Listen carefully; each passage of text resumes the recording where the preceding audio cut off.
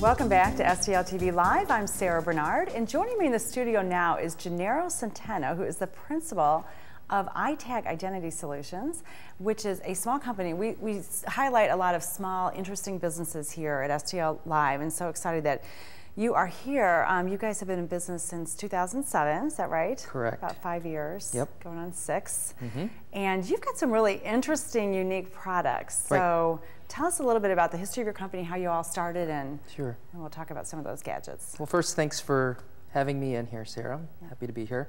With iTag, what we do is we do identity solutions. So when we say identity solutions, what we really mean is what, when, where. What are we identifying? Where is it? And what condition is it in? And you do that through different types of technologies, like RFID. You can do RFID technology, you can do GPS technology. Okay, so what's RFID? Okay, so RFID is radio frequency identification. It's kind of like barcoding. Okay. The difference is with barcoding, you have a reader and the barcode, and in order for it to work, you need what's known as line of sight.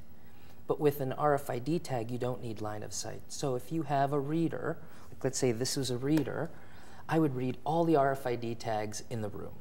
Okay. And it doesn't need line of sight. So there's lots of different uses that you can do with RFID. So backing up for a minute, you all started this company 5 years ago, let's say, and was there a reason, and did you have a particular interest in this area? Was there a personal experience that led you to believe that IDing things was important, or give us that background? Yeah, so mobile technology is the future. Everything is mobile. Everything is working off of your phone.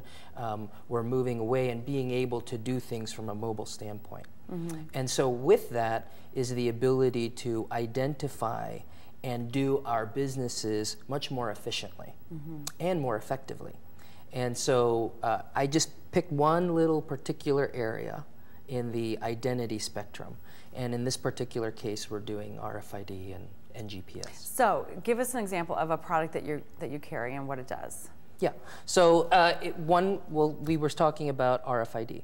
So one of the neat things that you can do with RFID is you can track different products, or you can identify, you can use it to identify. For example, all of the cattle and the pigs in the state of Virginia use our RFID tags. Really? And so they tag all of the animals, and they tag them on the ear. And it's basically an ability to track where the animal came from. So it's an identity program. Okay, so all of the pigs and cattle in the state of Virginia, you're tracking them? Well, it's yes, they use our tags to track them, correct. Okay.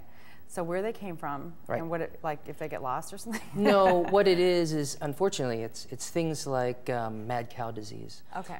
If something bad were to happen, they find some bad meat, they need to be able to know where, and they need to know what other cows were part of that group. And that way they can try to nip it in the bud. Interesting, interesting. Okay, so how is your tracking device used for people, let's say? For people. So one way that you can do that is with GPS. Okay, so I brought our little GPS tracker. It's called the iTag Along GPS tracker. Okay.